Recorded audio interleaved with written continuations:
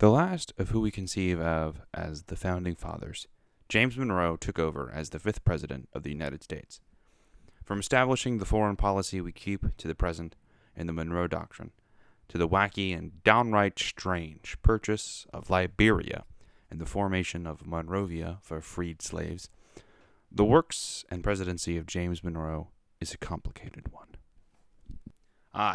I'm Gray Bradbury, and welcome to the series of the Presidents of the United States, where I will discuss the life, accomplishments, and legacies of every president that has ever been, from George to Joe.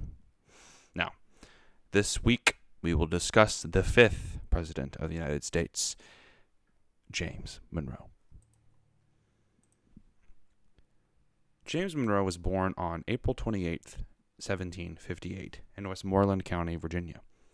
He attended the College of William and Mary in 1774 and spent time as a student training in student military companies.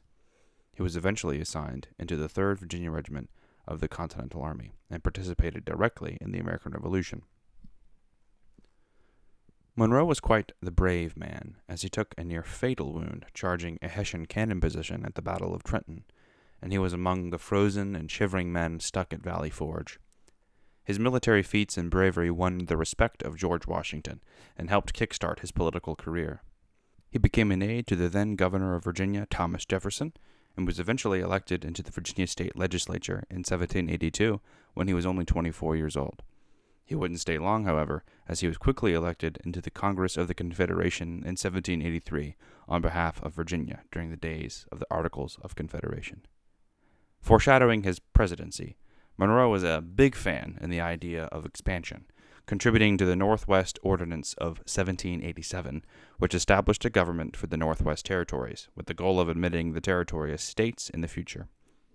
This territory would become the states Ohio, Indiana, Illinois, Michigan, Wisconsin, and the part of Minnesota that is west of the Mississippi. Monroe actually did not approve of the Constitution conceived by James Madison and other Federalists, as he thought that it did not protect individual rights nearly enough. But once it was generally accepted throughout the Union, he accepted it as well. He was elected into the newly formed Senate in 1790 and served for 4 years until he accepted a ministry post in France.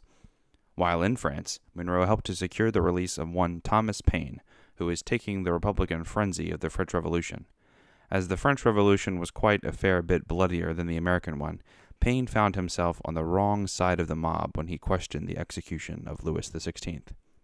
Monroe would not stay in France long, as Washington would withdraw all American officials stationed there over fears of worsening relations between the U.S. and France.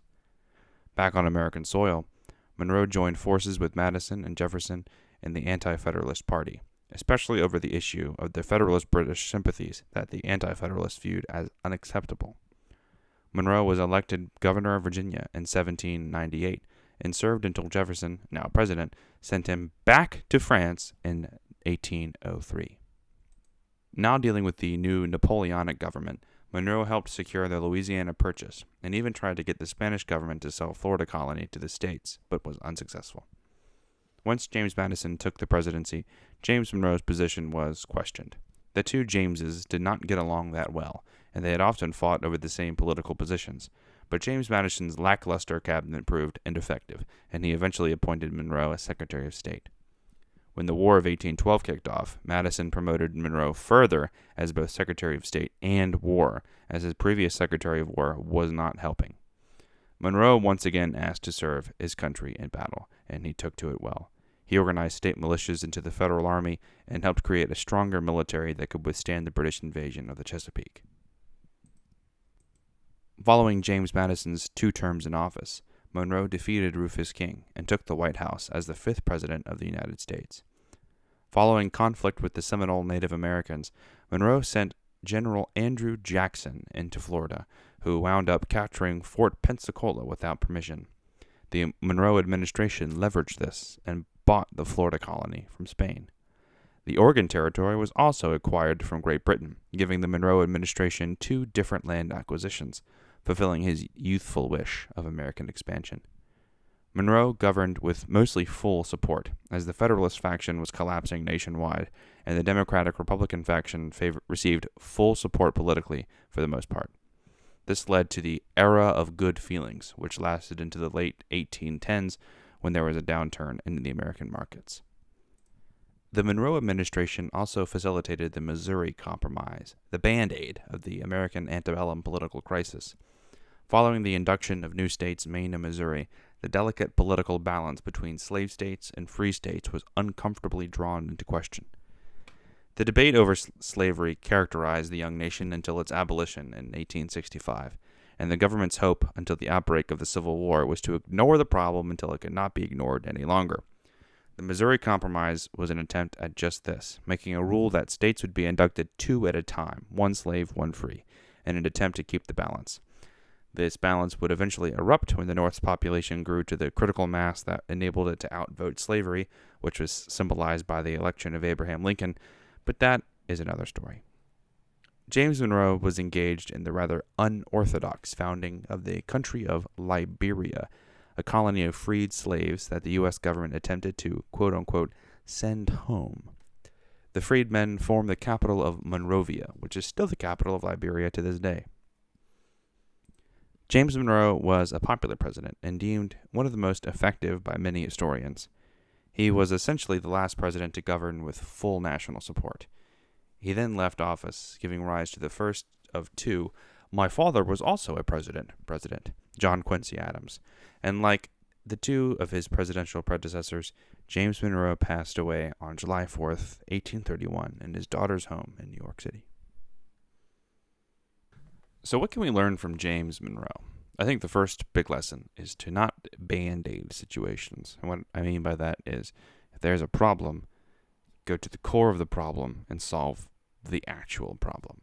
The slavery debate in this country could have been solved at multiple different times, but the value of keeping the South tamed and, docile was deemed more important than the lives of millions of slaves. This is something our country has to deal with in the present as we grapple with the memory of slavery, and it's something that could have been avoided. Now, you can make the argument that the Missouri Compromise gave the North a valuable time to industrialize, increase its population, and better its military, so that if a war were to break out, which probably likely would have happened anyway, that would have been a war the North could have won. Regardless if that's true or not, the Missouri Compromise was a Band-Aid. It was a political Band-Aid. And in your own personal life, you probably should not prolongate problems and make them worse by trying to just fix the symptoms instead of actually going to the source of the problem. So when a problem arises, find the source and solve it there. The next thing I think we can learn from the Monroe administration, or just from James Monroe's life personally, is that you may live a life of valuable service and you may contribute a lot, but don't do that expecting anything in return. You see, James Monroe died relatively poor, living with his daughter, and he wasn't really considered. He's considered better off now than when he was when he left the office. So, the end of his life was politically empty, socially empty. He sort of just lived with his daughter until he died. That's not what you would expect from someone who was a president. But yet, he served his country anyway. Obviously, he wouldn't have known what would happen to him. But the point is, your goal in life should to be righteous and to do the good thing, no matter what outcome awaits for you. Because living truthfully and living in a good way to your own standards is the reward in the end. Having fame when you die or a fortune when you die doesn't help you when you're dead.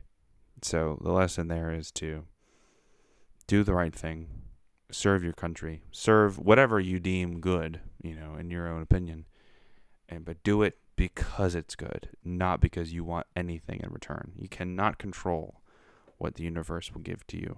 You can control what you give to it. So make sure it's something worthwhile. It's something that you approve of. Anyway, thank you for watching. Next week, we discuss the first of the My Daddy Was presidents, John Quincy Adams. And until then, have a good one.